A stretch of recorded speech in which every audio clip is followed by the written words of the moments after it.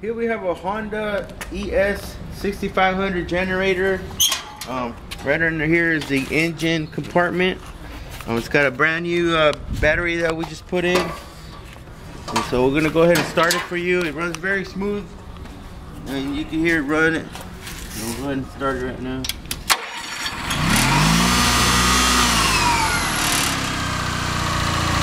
That's your choke lever, your start switch.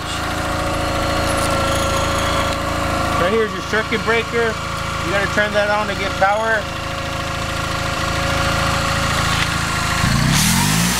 As you start using power, your engine automatically revs up to supply the energy.